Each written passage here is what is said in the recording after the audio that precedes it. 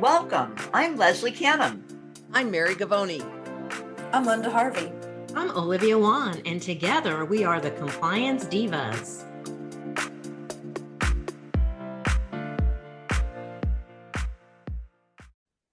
Welcome to the Compliance Divas podcast.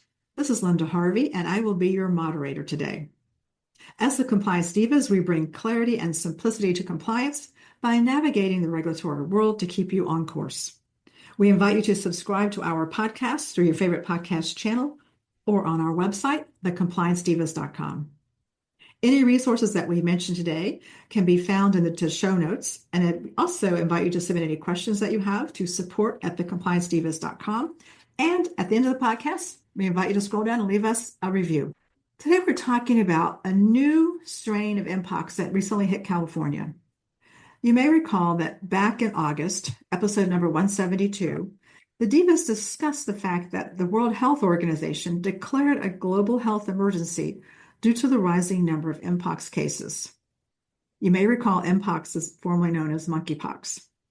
And even though no one is sounding an alarm about a potential pandemic, it's still very important to be aware of the various outbreaks of diseases and cases in the U.S. and abroad. Because we know with the amount of travel that folks are enjoying these days, you never know when someone in your geographic area can come back with a disease or some illness. So with that, let's talk about what's going on with this family of mPox. Mary, can you give us an overview of this new strain, maybe the number of cases and kind of what you're seeing or hearing? Yes. So far in California with this new strain called Clade 1, there, as far as I know, only one case that's been identified in California. But the concern is that this is a particular strain that is less serious but spreads more easily. And the fact that most of the mpox cases are actually in Africa, in the Republic of Congo primarily, that tells us now it's making a global migration, if you will, and it's ending up in the US. So if you see the term clade that refers to a strain of mpox, it simply means that it's part of a family of viruses that come from the same, what would be called the ancestral virus. So it's kind of like what we saw with COVID-19, that we saw the original COVID-19, the SARS-CoV-2 virus, and then we saw a number of variants from that, but they all came from the same origin. So again, the fact that it's showing up here in the US and it's a strain that spreads very, very rapidly, it is certainly a concern. And so quick review of symptoms for mpox: a fever, headache, muscle aches, back pain, low energy, swollen lymph nodes, and the real telltale sign is a particular type of rash. It looks like almost like boils on the skin, and a sore throat. So if a practice has patients who have been international travelers, especially to those parts of Africa, and presents in the office with a rash with some other symptoms, then you need to be very careful about skin-to-skin contact with that person and make sure that there is some kind of notification to the health department, and that that person is evaluated by a physician. Well, thank you so much, Mary. That really gives us an eye-opening into this clade, how it's developing. And even though there's only been one case in California, I know that as of April of 2024, there's been 59 cases of mpox for the other clade here in Florida. And that's not a large number, but if it's aggregated or it's in one community or one location, then it could become concerning. So that's why we like our listeners to be informed of all these different types of things that are as they're evolving. Olivia, could you give us an idea about treatment for mpox? What's available and what should our listeners do? Linda, treatment of mpox is mainly supportive, which means it's basically relieving the symptoms. So that would involve ibuprofen, naproxen, acetaminophen, trying to reduce pain, symptoms, and fever. It's really important to keep the rash clean, dry, and uncovered.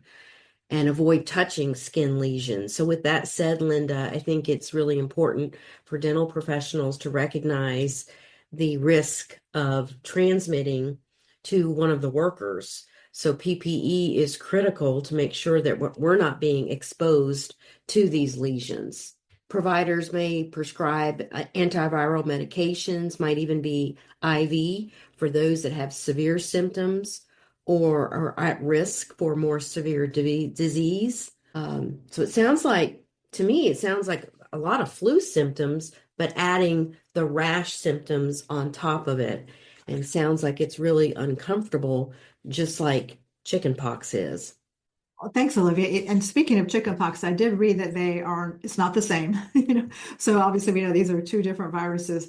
And it's interesting because when we think about COVID in that era, some folks that start off with thought they had a mild cold symptoms, and all of a sudden it evolved into COVID. So sometimes I would say, tricked because we think, oh, we just have a little cold or a little allergy. And before you know it, you really actually have something else, whether it's the flu or COVID or maybe possibly mPox, although probably less likely. But it's still, like we said, it's good to be aware of the different illnesses and as they evolve here and what we have to be mindful of in our communities and across the country.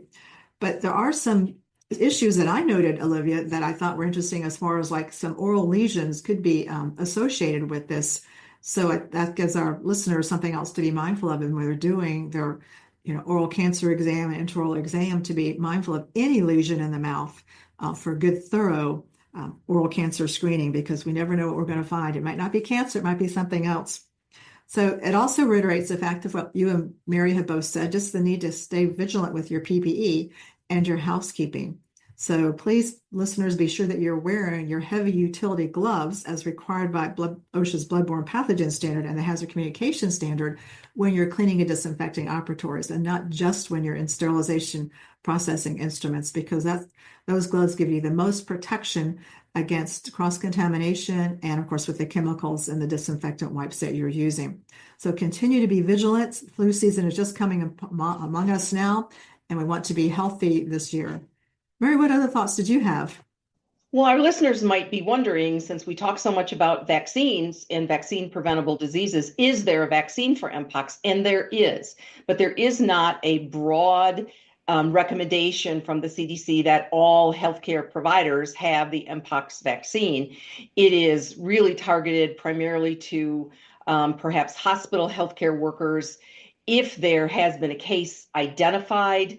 And certainly in other countries like the Congo, where it is relatively prevalent, where that vaccine would be utilized more so than in the US. But again, that could change. That's a great point, Mary. That could change. We know that things can change just so quickly, as we saw with the pandemic and how quickly it evolved across the globe. And certainly we're not predicting that. We're not forecasting that. We're not even alluding to the fact that mPox and this new clade is going to be any kind of global pandemic. But we want our listeners to be mindful of different cases, whether it's the flu or TB or measles, any of these different illnesses as they come up, because sometimes they're in clusters in communities, and you want to be mindful of your patients coming in. And also brings us back to the fact that, as we did during COVID, when we were screening our patients, we should continue to screen our patients before they come into their appointments. They don't need to fill out a form. That doesn't need to be a long COVID questionnaire. But any question related to whether the patient's feeling ill, do they have any respiratory illnesses, and will certainly be appropriate questions that can be asked through your patient confirmation program. So please remember, it's best to be safe. Take care of yourself this flu season. Wash your hands frequently as required by the Center for Disease Control of the recommended timeframes. Wear your PPE and be vigilant with your patients and asking good questions for your health histories and your oral cancer exams. So as that, the Compliance Divas bring clarity and simplicity to compliance by navigating the regulatory world to keep you on course. We invite you to subscribe to our podcast through your favorite podcast channel or on our website, thecompliancedivas.com. Any resources that we mentioned today can be found on our show notes, and we invite you to submit any questions that you may have to support@thecompliancedivas.com.